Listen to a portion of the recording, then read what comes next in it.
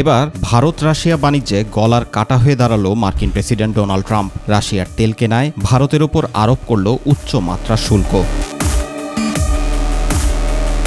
উচ্চ শুল্ক মস্কোর অর্থনীতিতে বড় আঘাত এনেছে বলে মন্তব্য করেছেন মার্কিন প্রেসিডেন্ট ডোনাল্ড ট্রাম্প। তার মতে, রাশিয়ার অর্থনীতিতে বর্তমানে ভালো অবস্থানে নেই এবং এই শুল্ক তার অন্যতম বড় কারণ। 12 আগস্ট ভারতীয় সংবাদ মাধ্যম এনডিটিভির এক প্রতিবেদনে এ তথ্য উঠে আসে।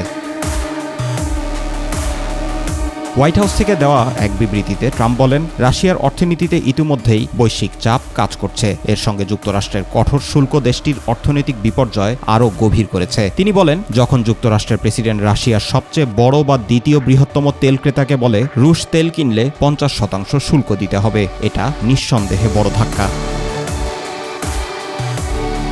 লিলি হালাল বিউটি সোপ, বিএসটিআই কর্তৃক সনদপ্রাপ্ত দেশের প্রথম হালাল বিউটি সোপ, দীপ্তিময় উজ্জ্বল ত্বকের জন্য। মূলত ভারতের দিকেই ইঙ্গিত করে এই মন্তব্য করেন তিনি। ট্রাম্পের দাবি, এত কঠোর সিদ্ধান্ত আর কেউ নিত না, আর আমি এখানেই থামিনি। প্রসঙ্গত, যুক্তরাষ্ট্র ভারত থেকে পণ্য আমদানিতে 25% পাল্টা শুল্ক আরোপ করেছে। এর সঙ্গে রুশ তেল কেনার জন্য আরও 25% শুল্ক যোগ হওয়ায় মোট শুল্ক দাঁড়িয়েছে 50%।